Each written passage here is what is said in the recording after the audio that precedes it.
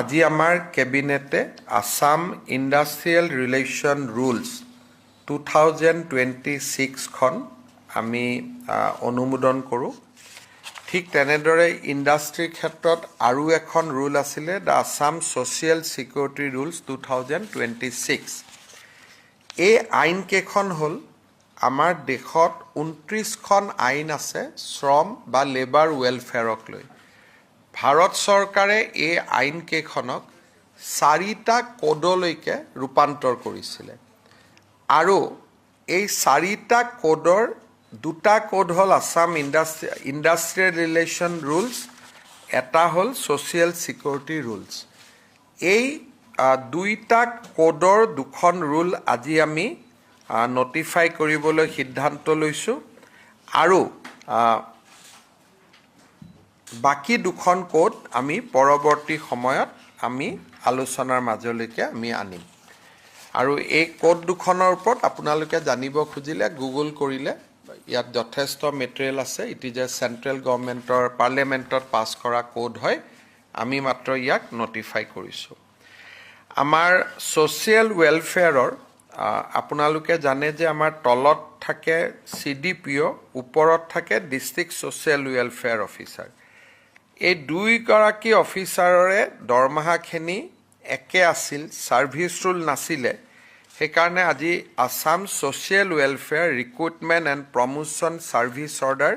1994 খন এমেণ্ড কৰা হয় আৰু ইয়াৰ ফলত ছ'চিয়েল ৱেলফেয়াৰ ডিপাৰ্টমেণ্ট বা ওমেন বা চাইল্ড ৱেলফেয়াৰ ডিপাৰ্টমেণ্টৰ কিছু কাম কৰাত সুবিধা হ'ব। উচ্চতম ন্যায়ালয় আৰু গুৱাহাটী হাইকোৰ্টে আমাক কৈ আছিলে যে আমাৰ ৰাজ্যত এখন চাইল্ড প্ৰটেকশ্যন পলিচি হ'ব লাগে। আজি আমি ইয়াতে এটা Assam state child protection policy 2026 ইয়াক আমি অনুমোদন জনাওঁ আৰু ইয়াৰ দ্বাৰা যিমানবিলাক চাইল্ড কেয়াৰ ইনষ্টিটিউশ্যন স্থাপন কৰা হয় তাত বিভিন্ন ৰেগুলেশ্যন অনা হৈছে, যেনেকৈ এজন চাইল্ড ছেফগাৰ্ড অফিচাৰ থাকিব, CCTV থাকিব লাগিব, কোড অফ কণ্ডাক্ট থাকিব লাগিব, ডিছপ্লে থাকিব লাগিব। এই ধৰণে আমি এখন ষ্টেট চাইল্ড প্ৰটেকশ্যন পলিচি অসমত আমি আজি অনুমোদন কৰিছোঁ। ইয়াৰ বিষয়েও আপোনালোকে ডিটেইলছ ছ'চিয়েল মিডিয়াত আপোনালোকে পাব। ঠিক তেনেধৰণে আমাৰ Assam juvenile justice care and protection of children rules 2026 আজি আমি অনুমোদন কৰিছোঁ। ইয়াতে কেনেকৈ এজন ল'ৰা হেৰুৱালে লগে লগে বা যদি জুভেনাইল কিবা ক্ৰাইম হয় কেনেকৈ FIR কৰিব লাগে, কেনেকৈ আমাৰ এণ্টি হিউমেন ট্ৰেফিকিং ইউনিট থাকিব, selection committee, social worker, child friendly environment, এই গোটেই কথাখিনি আজি আমাৰ চিলড্ৰেন ইন কনফ্লিক্ট উইথ ল তেওঁলোকক ৰেগুলেট কৰাৰ কাৰণে আজি আমি Assam juvenile justice care and protection of children rules 2026 খন আজি আমি অনুমোদন কৰিছোঁ। কেবিনেটত আজি এটা আমি গুৰুত্বপূৰ্ণ সিদ্ধান্ত লৈছিলোঁ। আপোনালোকে জানে যে আমাৰ ইকনমিক এণ্ড ষ্টেটিষ্টিক্স এটা ডাইৰেক্টৰেট আছে যোনে বিভিন্ন ছাৰ্ভে আদি কৰে। ইমান দিনে সেই ডিপাৰ্টমেণ্টটো PND বা TND ডিপাৰ্টমেণ্টৰ অধীনত আছিলে, ৰূপান্তৰ আৰু উন্নয়ন বিভাগৰ অধীনত আছিলে। আজি কেবিনেটে সিদ্ধান্ত লৈছে যে ডাইৰেক্টৰেট অফ ইকনমিক ষ্টেটিষ্টিক্সটোৰ প্ৰশাসনীয় কণ্ট্ৰল এতিয়াৰ পৰা বিত্ত বিভাগৰ লগত থাকিব। TND ডিপাৰ্টমেণ্টৰ পৰিৱৰ্তে এই ডাইৰেক্টৰেটটো বিত্ত বিভাগলৈ হস্তান্তৰ কৰা হ'ব। আজি মই যোৱাকালিও কৈছিলোঁ যে আমি অসমত এটা নতুন ডিপাৰ্টমেণ্ট খুলিম, youth empowerment and welfare department. আজি এই ডিপাৰ্টমেণ্টটোৰ গঠনত কেবিনেটে অনুমোদন জনায়। ইয়াৰ ফলত ৰাজ্যৰ যুৱ কল্যাণৰ সকলো কাৰ্যসূচী এই বিভাগটোৰ অধীনলৈ আহিব। Youth commission, NCC, NSS, Bharat scouts and guide, state level advisory committee for Assam youth students and youth welfare লগত employment exchange বিলাকো এই বিভাগটোৰ অধীনলৈ আহিব আৰু এই বিভাগটোলৈ পৰ্যাপ্ত পুঁজিৰ আবণ্টন কৰা হ'ব যাতে সমগ্ৰ ৰাজ্য জুৰি যুৱ কল্যাণৰ কাৰ্যসূচীসমূহ আমি ৰূপায়ণ কৰিব পাৰোঁ মডেল পাৰ্লিয়ামেণ্ট হ'ব পাৰে ল'ৰা ছোৱালীৰ এক্সকাৰশ্যন হ'ব পাৰে আমাৰ ড্ৰাগছ এগেইনষ্ট ইউথ মাৰাথন হ'ব পাৰে যিমান যুৱ কল্যাণৰ কাম হ'ব পাৰে আমাৰ বিভিন্ন কোচিং চেণ্টাৰ চলিব পাৰে medical entrance coaching centre engineering entrance coaching centre যুৱ সমাজৰ সামূহিক বিকাশৰ লগত জড়িত প্ৰত্যেকটো কাম এই বিভাগটোৰ পৰা পৰিচালিত কৰা হ'ব আৰু অহা 17 ছেপ্টেম্বৰ তাৰিখৰ পৰা এই বিভাগটোৱে নিজৰ কাম আৰম্ভ কৰিব ইয়াৰ এটা ছেক্ৰেটাৰিয়েট থাকিব ইয়াৰ এটা ডাইৰেক্টৰেট থাকিব আৰু ডিষ্ট্ৰিক্ট আৰু জোনেল লেভেলত ইয়াৰ অফিচ থাকিব খুব সম্ভৱ দেশৰ ভিতৰত ডেডিকেটেড ইউথ ৱেলফেয়াৰ ডিপাৰ্টমেণ্ট কৰা আমি এখন ৰাজ্য হ'ম otherwise sports and youth welfare দুটা কম্বাইণ্ড ডিপাৰ্টমেণ্ট আছিলে it will B launch from 17 September আজি কেবিনেটে ইণ্ডিয়ান ইনষ্টিটিউট অফ মেনেজমেণ্টক আমাৰ প্ৰায় 574 বিঘা মাটি পলাশবাৰীত বৰদুৱাৰ মৌজা পলাশবাৰীত আবণ্টন কৰে আৰু ঠিক তেনেকৈ আজিম প্ৰেমজী ইউনিভাৰ্চিটিৰ কাৰণেও 200 বিঘা মাটি বৰদুৱা পলাশবাৰীত আবণ্টন কৰে আজি আমাৰ কেবিনেটত এটা সিদ্ধান্ত লোৱা হৈছে যে ৰাজ্যত যিবিলাক সমবায় পঞ্জীয়ন হয় সেই সমবায় পঞ্জীয়নবিলাক ইমান দিনে আমি আহি কথা পাতি ইনকুৱাৰী কৰি আমি পঞ্জীয়ন কৰোঁ আৰু পঞ্জীয়নৰ যিটো ৰাস্তা যথেষ্ট কমপ্লেক্স আছিল আজি আমি কি কৰিছোঁ যে ৰাজ্যৰ সমবায়বিলাকক আমি ফুল্লি অনলাইন এণ্ড পেপাৰলেছ ছিষ্টেমত আমি পঞ্জীকৰণ কৰিবলৈ আমি সিদ্ধান্ত গ্ৰহণ কৰিছোঁ প্ৰত্যেকটো কোঅপাৰেটিভ 30 দিনৰ ভিতৰত অট'মেটিকেলি পঞ্জীয়ন হ'ব আৰু যদি ডায়েৰী কোঅপাৰেটিভ হয় সেইটো এদিনত পঞ্জীয়ন হ'ব কোনোবাই যদি ডায়েৰী কোঅপাৰেটিভ কৰিব খোজে ডায়েৰী কোঅপাৰেটিভৰ পঞ্জীয়ন আমি এদিনত কৰি দিম আমি নকৰোঁ কম্পিউটাৰে কৰি দিব আৰু আদাৰ কোঅপাৰেটিভৰ পঞ্জীয়ন আমি উইদিন 30 ডেজ কৰি দিম তাৰমানে আমাৰ ৰাজ্যত সমবায় আন্দোলনটোক আগুৱাই নিয়াৰ দিশত ই এটা কেবিনেটৰ গুৰুত্বপূৰ্ণ সিদ্ধান্ত আমি সমবায় আইনখন অধিসূচনা জাৰি কৰি তাক আমি এমেণ্ড কৰিছোঁ যে এতিয়াৰ পৰা অনলাইন পেপাৰলেছ ছিষ্টেমত সমবায় পঞ্জীয়ন হ'ব ডায়েৰী কোঅপাৰেটিভবিলাক এদিনত পঞ্জীয়ন কৰিব লাগিব উইদিন 24 আৱাৰ্ছ আদাৰ সমবায়বিলাক আমি 30 দিনত পঞ্জীয়ন কৰিব লাগিব এইটো এটা কেবিনেটে আজি এটা এমেণ্ডমেণ্ট আনে আজি আমি কোচিং ইনষ্টিটিউটসমূহ যে চলি আছে গোটেই ৰাজ্যত তাৰ লগত মেণ্টেল হেল্থৰ যিটো প্ৰব্লেম বহুতে ছুইচাইড কৰে ছাত্ৰ ছাত্ৰীসকলে ফ্ৰাষ্ট্ৰেটেড হয় তাত চিট নাপালে এই গোটেইবোৰ চাই The Assam Private Coaching Institute Control and Students Mental Health Safeguard 2026 বুলি আমি এখন আইন আমি আনিছোঁ এই আইনখনৰ দ্বাৰা 50 জনতকৈ যদি কোনোবা কোচিং ইনষ্টিটিউটত বেছি ষ্টুডেণ্ট থাকে তেওঁলোকে ৰেজিষ্ট্ৰেশ্যন বাধ্যতামূলকভাৱে কৰিব লাগিব দ্বিতীয়তে তেওঁলোকৰ বিল্ডিং কেনেকৈ হ'ব লাগিব সাইকোলজিষ্ট কেনেকৈ ৰিক্ৰুটমেণ্ট কৰিব লাগিব ক্লিনিকেল সাইকোলজিষ্ট থাকিব মেণ্টেল হেল্থ কাউন্সিলৰ থাকিব মেণ্টেল হেল্থৰ দৃষ্টিভংগীৰ পৰা সেই কোচিং ইনষ্টিটিউটবিলাকে ল'বলগীয়া বিভিন্ন ব্যৱস্থা আজি কেবিনেটে এমেণ্ডমেণ্ট কৰিছে ইভেন সিলিং ফেনখনো কিমান দূৰত থাকিব লাগিব সেইটোৰ বিষয়েও চোৱা হৈছে বিল্ডিং যদি হয় খিৰিকীবিলাকত ৰড থাকিব লাগিব যাতে মানুহ এজনে ফ্ৰাষ্ট্ৰেটেড হৈ ৰিজাল্ট দিয়াৰ দিনাখন জঁপিয়াই পৰিব নোৱাৰে পৰীক্ষাৰ ৰিজাল্ট দিয়াৰ আগৰ পৰাই মেণ্টেল হেল্থৰ সাইকেট্ৰিষ্টে গৈ ল'ৰা ছোৱালীৰ লগত কথা পাতিব লাগিব যে বাবা পৰীক্ষা বেয়া হ'ল কোনো কথা নাই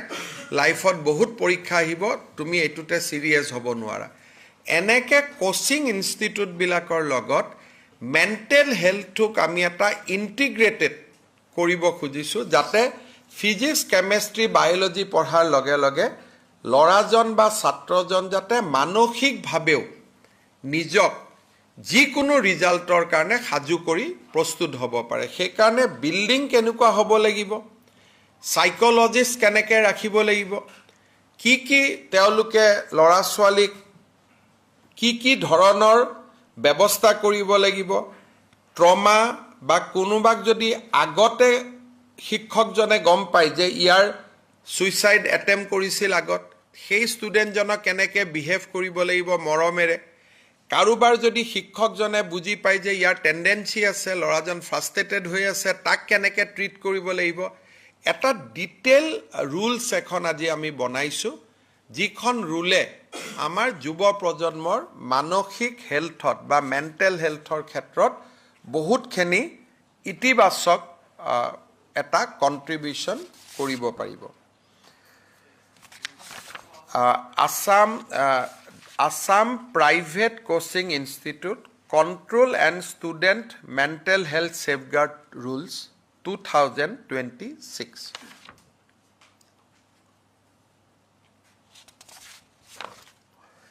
যোৱাকালি মই কৈছিলো যে আমি 8খন সমজিলা নতুনকৈ বনাইছো আজি কেবিনেটে তাত অনুমোদন দিয়ে কমলপুৰ বৰহমপুৰ ৰঙানদী চিচিৰ বৰগাঁও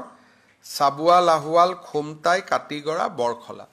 এই 8খন সমজিলা যেটো মোৰ স্বাধীনতা দিৱসত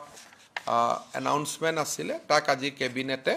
আনুষ্ঠানিকভাৱে অনুমোদন জনায় আমাৰ বৰাক উপত্যকাত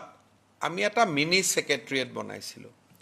আজি কেবিনেটে সিদ্ধান্ত লৈছে যে সেই তাৰ ক্যাৰেক্টাৰটো মিনি সেক্ৰেটাৰিয়েট হ'ব নালাগে it will be known as a Assam secretariat Barak valley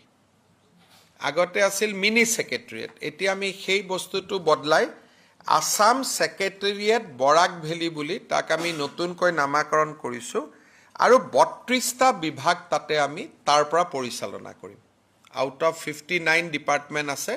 32 ডিপাৰ্টমেন্টছে তাত কামকাজ আৰম্ভ কৰিব আজি কেবিনেটে তাৰো গুটে এসওপি বা গাইডলাইনটো প্ৰস্তুত কৰে আজি আমি কেবিনেটত এটা ফিউচাৰিষ্টিক সিদ্ধান্ত এটা লৈছো আপোনালোকে জানে যে আমাৰ ৰাজ্যখনত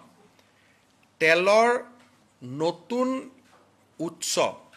আজি বহু দিন ধৰি আমি পোৱা নাই অইল ইণ্ডিয়া বা ONGC যেটো তেল খনন কৰি আছে এই গুটেই কেটা পুৰণা আবিষ্কাৰ হোৱা